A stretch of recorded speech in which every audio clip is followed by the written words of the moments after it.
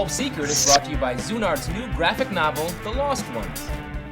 Hey guys, welcome to The Stack. I'm Alex. I'm Justin. I am Pete. And we've got a couple of Newsarama reviews for you guys today. Patsy Walker Hellcat, number 1. Superman, number 677. And Squadron Supreme, number 1. Yeah. So let's get right into it. Kicking off with one of my favorites of the week. Come on. Ooh. Patsy Walker Hellcat, number 1. What'd you guys think about this? What? What is going on?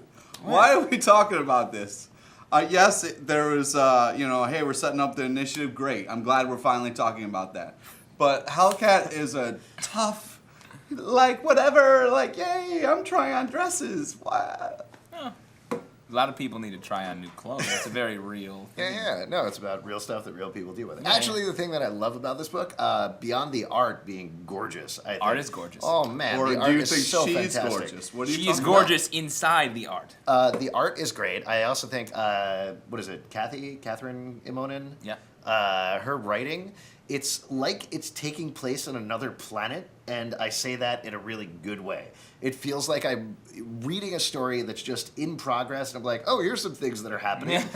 You can catch up to them if you really want to. And I think there's something that really is very engaging and very cool about it. It's very lighthearted and very kind of fast. You know, it's going, and you're saying, just get on board and go. And it's a really funny concept. Hellcat is given the assignment of being the initiative team, the solo member of the initiative team in Alaska. Yeah. And it's great. I think it's really fun. I liked funny. it. It's a good read. Yeah, it feels like no other comic book out there, and I think that's wonderful. And these are the kind of concepts that the initiative should be creating, or it's like, let's do something over there, rather than just here's another team in another state, which is so boring. I kind of felt like, I was forced to read this comic, and I wouldn't have read it on my own. Well, it's true. We didn't make you read it. Yeah, in fact, we forced you. Yeah, but I felt like there were, as much as I felt like I don't like having a whatever character in there, I felt like there was some good, honest moments that were great, and I believe that has a lot to do with the writing. Yeah, cool. So, good job. All right, let's move on. Talk about Superman number 677, kicking off James Robinson's run of the title. Justin, I'll give you first crack on this as James Robinson's life lover. Super fan, Justin Tyler. I love James Robinson's work on Starman. It's great to see him back on a regular book, and the writing is very reminiscent of that, especially the first half of this book. And I like it. We're seeing a more lighthearted Superman as well, and it's right. There's a lot going on already.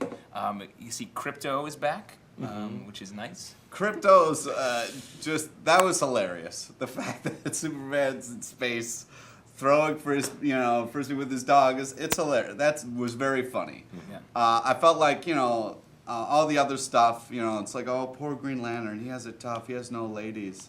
That was a little weird, but they're setting up for a big fight, so I'm excited about that. I thought this was a solid issue. It was solidly done. It wasn't spectacular out of the gate, but I don't think James Robinson is known for slam-bang first issues or anything like that. Slow burn, awesome burn. There were some things that didn't completely work for me. I felt like the character of Atlas is introduced, and I don't know anything about him, not in a I want to know more way, but in terms of I don't know. Yeah, why is he yelling so much? I'm not sure. I really have no idea. I also found the art to be not spectacular. Really? Yeah, I felt it was reminiscent of Pete Wood's work, which I liked on Superman as well. I didn't feel that way. Oh, interesting. I kind of liked it. I thought it was just kind of... It didn't blow me away, but I wasn't pulling it back. It was very two-dimensional. What is this I see before me? Nice. It seemed very two-dimensional, very on the page. And yeah. Would you say pick it up? Yeah, definitely pick it up. Yes. Okay, cool. All right, let's move on and talk about Squadron Supreme number 1, which is picking up from the Ultimate Power series, as well as JMS's work on Squadron Supreme and Supreme Power. Yeah. How do you guys feel about this issue? I felt like this writing instead of drawing. I felt like she's done both. Okay, sorry. I felt like this issue was like, hey, join us next time for a good comic. It was like, it was a lot of setup, a lot of backstory. I don't know. I felt like it didn't give me enough to keep me there. I'm going to pick up the next one. I just felt like I wish I would have had a little bit more in this comic than what? Weird? Okay. Okay. I kind of like this issue. I am totally enamored of the Squadron Supreme universe, especially the way it is now. I think it's really cool and really interesting. There are a couple of problems that I had with this issue. One, I hate reading pages and pages of nothing but television sets telling me things. Yeah. I think that's a really annoying device. Yeah, agreed. Two, I feel like Emil Blonsky, who is one of my... Not Emil Blonsky, oh my god. Yeah, Emil. is Harris, it? I think. Yeah, whichever. Smart guy. You guys are going to flame me. I'm scared of you guys. Panic. Anyway, I feel like he is one of the best characters in the Supreme Universe, and I feel like he was weirdly written here. He wasn't written to the height of his intelligence as the guy who hates everybody. Yeah, and who's supposed to be the smartest man in the tough. world. Yeah, and there's a third problem that I don't remember. Wow, your mind has been wiped. Yep. I find it annoying that Nick Fury's there. I'm like, I hate when the characters that don't really belong there are then there. I remember what it was. Okay, cool. There are I'll stop Fantastic mine. Four analogs in here. Yes. There's 4 astronauts, and they get superpowers. Yeah. Enough. It's enough. I'm tired of it. Stop doing the Fantastic Four analogs in every single comic across the board. There are other types of astronauts to play with. I love the early JMS's Squadron Supreme. I think was great, well-paced, exciting story. And this is like they took out all of that and are trying to replace it with a bunch of new ideas, or like having Marvel analogs, Nick Fury being there. I think it's a weird move. I want to see the main characters back. Yeah. Would you say pick it up?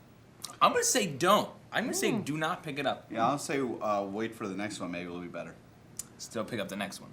All right. Well, there you go then. What would you say, Alex? I would say after the break, we're going to come back for a viewer mail. Are you teasing? Are you teasing what your response is? Are you teasing it? Nah, don't pick it up. After the break, we're going to have a viewer mail, and we are going to have a speed round, so stay tuned. That's not how a tease works. Usually you tease it After forward. the break, I'm going to tell you not to pick it up. Nice. Wait! No,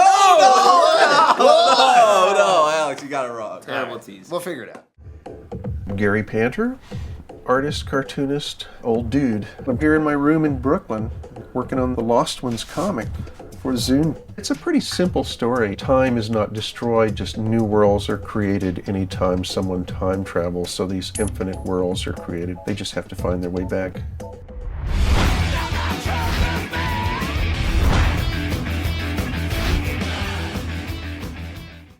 Or should you pick it up? Twist! You shouldn't. Today's All right. episode of Stack was written by M. Night Shyamalan.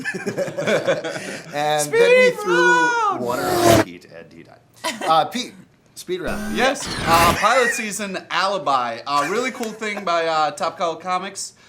Doing this whole pilot season where you get to read a bunch and then go online and vote for the ones you want to come back.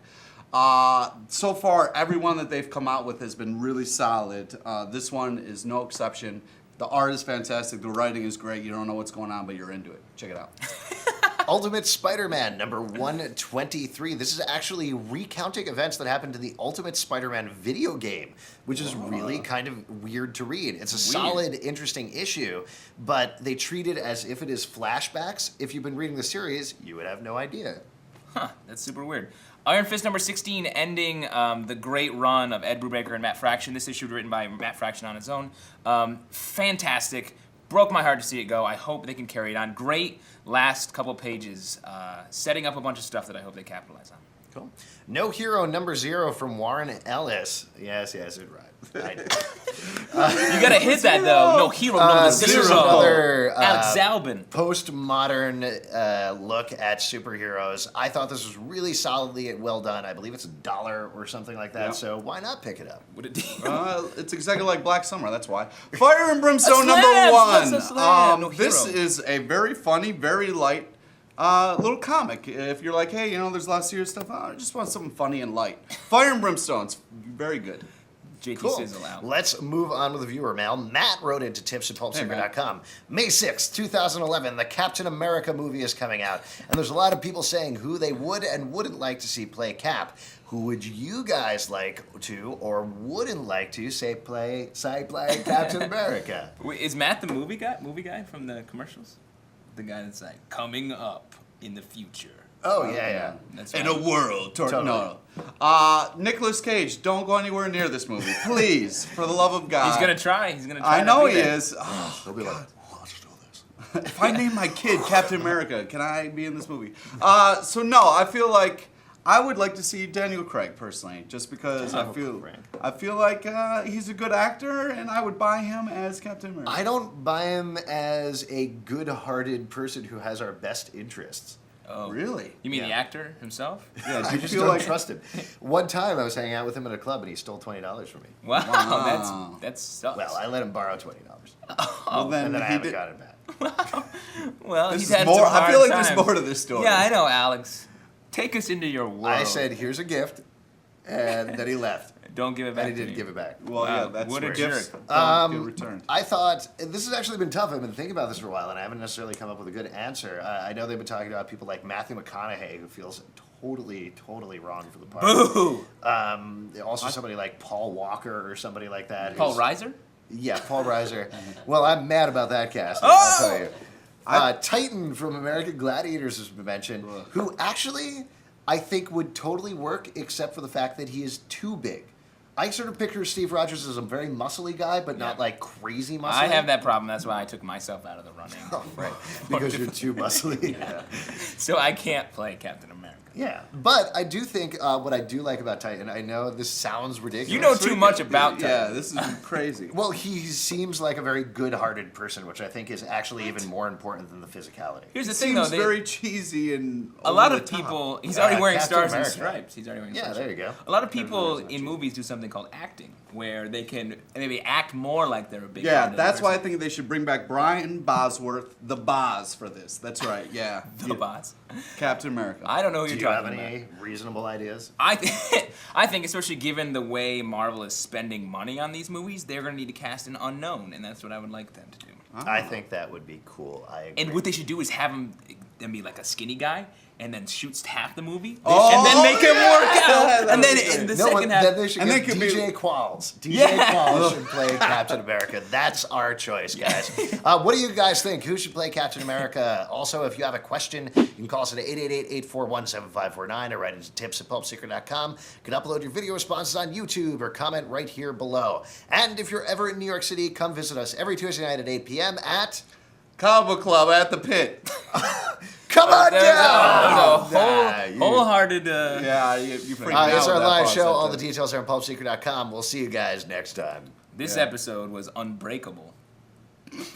Know what I mean? Bruce Willis was And good. brought to you by Zoon Arts. So that's going on. Goodbye. At the tone, leave a message. We'll get back to you. DMZ and Northlanders. Brian Wood is just knocking it out of the park. Walking Dead. I read it in the car when I walk out of the comic store. That is, of course, when it comes out. Captain America. Steve Rogers is still dead, but the title is still amazing.